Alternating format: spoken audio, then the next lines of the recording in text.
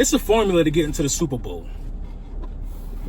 It's a formula to get in there, man. And you know, I like to look at things different from a lot of guys who make these NFL YouTube videos.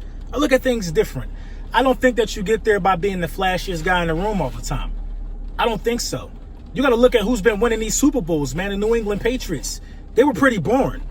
They were pretty boring. If you think about it, the last flashy team to win a Super Bowl was the Philadelphia Eagles. We were flashy to a degree. We put up a lot of passing yards. We dared to be great. I can't think of anybody who was flashy that won it in a very long time besides the Philadelphia Eagles. But we were flashy, but we followed the blueprint.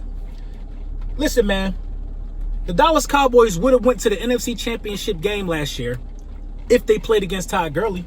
They would have went there. They would have went there. But I tell you one thing that people keep forgetting, man. They keep thinking that the power football game is dead and the cold months is sure come alive because the Dallas Cowboys ran into a man by the name of C.J. Anderson last year who ran the ball down their throats. Down their throats. Who specialized in running during the cold months, heading into the playoffs, trying to make a playoff run. That's important. Having some guys that can run the ball in the cold months. It's important. Especially when you got to travel to some of these domes. To some of these stadiums that aren't domed in these cold months. Let's not forget how important that the power football game is in the cold months. While all this flashy stuff, all these pass catches and this, that, and the third out of the backfield look really good during the course of the season before it starts getting really cold. When it gets cold, people start to get a beat on that. As talented as the Dallas Cowboys linebacking core is, and they're damn talented, probably top 3 linebacking cores in the NFL.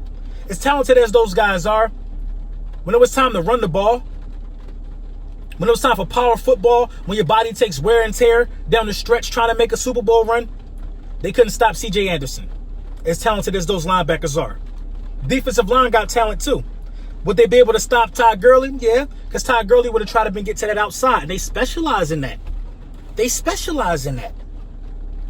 They specialize in getting these guys out of the way when they try to run out to the outside. People was having difficulty stopping Tariq Cohen all last year until he played Philly. He was actually scared to turn the ball upfield. I don't think you hear me. I don't think you hear me. Super Bowl 48 had Marshawn Lynch in it. Seattle Seahawks won that Super Bowl. They had a power running game. They had a power running offense. Russell Wilson was looked at as limited at that time. But we all know who Russell Wilson is now. Super Bowl 49, Russell Wilson was still looked at as limited. They thought the defense was carrying him. Marshawn Lynch, beast mode, that's when he started getting his name. They lost that one, but beast mode was a heavy player in getting them to the Super Bowl. Super Bowl 50, C.J. Anderson, just talked about him. Ran the ball down the throats of the Carolina Panthers. Took care of a very limited and aged Peyton Manning in the process, helping them get a ring for another franchise. Super Bowl 51, LeGarrette Blount. You see the trend? You see the trend? Super Bowl 52, LeGarrette Blount.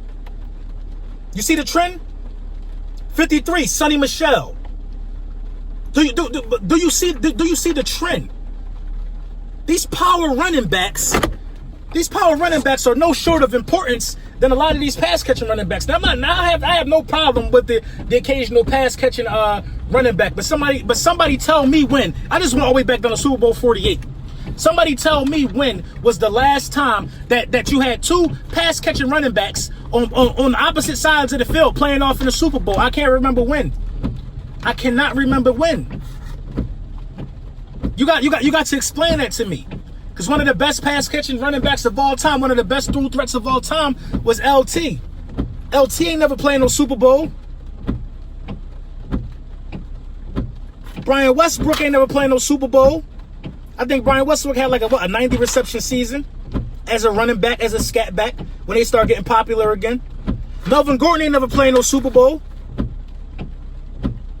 The point I'm trying to make is this, man. When it start getting cold, people catch on to that. People catch on to that. Nobody's really looking for a dangerous scat back when they're trying to make a Super Bowl run. The list is evident right here. The list is evident right here. It's evident. The list is evident. I'm going to tell you why. Nobody's really looking for those guys, because those guys rarely could block. They rarely could block. Rarely could block. Now, if the Atlanta Falcons, when they blew that big lead, had at least one running back that could block, they would have probably won that game and probably be a Super Bowl champion. But that wasn't the case. You can't use a scat back. Now, you got some backs who could do both. Zeke proved this year that he could catch passes out of the backfield. I mean, up until his first 2 seasons, I think he was only catching like 30 passes a year, 35 passes a year, something like that. Saquon Barkley could block. So you got some backs that could do both. Ty Gurley could block. But for the most part, a lot of these guys that's catching north of 70 passes a season out of the backfield, they can't block. Alvin Kamara can't block. When it was time for a shotgun play or play action play, Mark Ingram was in there. Christian McCaffrey can't block. These guys are just bowling pins when a blitz is coming for their quarterback. And it shows in the cold months. It shows. So this is what I want you guys to do. Since I only went back to Super Bowl 58, I want you guys to leave me some comments on the Super Bowl. I'm going to look myself too. Leave me some comments on the Super Bowl that had these scatbacks.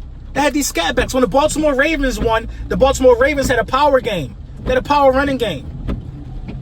You know what I'm saying? Some guys are dual guys. Some guys are power and some guys can catch. That's just how the cookie crumble. But I'm looking at the recent formula and it's all power backs. It's all power backs. Nobody on this list. None of these running backs that I just named had more than 50 receptions. Probably not even more than 50 in the course of those seasons. Nobody. That's just the way the cookie crumble, and that's just the way it is, man. When the cold winter months come, the value of some of these scatbacks really start to show. It really starts to show. You can think about it in basketball terms, man. When playoffs start, what do teams start doing to the Philadelphia 76ers? They take Ben Simmons out of the game. Ben Simmons, nobody talk about Ben Simmons not really being able to shoot during regular season. They talk about it when playoffs start. He's been taken out of the playoffs because he's been able to be exposed. Shooting matters. Being able to knock down an occasional open shot matters in NBA playoffs. You're not going to win a championship without it. You're not going to win a championship without it. Kyle Lowry was able to knock down his open shots. Kawhi Leonard, Danny Green, these guys were Serge Ibaka. Everybody was able to knock down open shots. And just the same way you got to be able to do that in the NBA, you got to be able to run the ball. You got to be able to run straight up field. No trickery, because every down is precious in the playoffs, because it's truly win or go home. You don't have time to experiment with any trickery. You don't got time to do it. So give me the Super Bowl, like I said, that featured 2 scat backs. It wasn't a power game. And we can talk, and you know, if you find one and it is what it is, let me know. Because the further you go back, you go out of the passing era. We're in the passing era now. I just gave you the last, 6 Super Bowls in the passing era. All power backs help get their teams there. All power backs help get their teams there. I understand people value running backs off different things, but when the playoffs come, you got to be able to block. You got to be able to block. Now, with some guys that can block during the playoffs, like I said, like Saquon, I think he's going to be able to block. He's strong, physically gifted. Zeke and Todd Gurley. But when it goes beyond that, a lot of these guys that are really dual threats to catch the ball and run the ball, they really can't block like that, man. They really can't block like that. And that's why their teams don't advance far. So let me know what Super Bowl that you guys got that featured 2 scat backs, 2 guys that catch and run out of the backfield, and we can talk about that. We can diagnose that.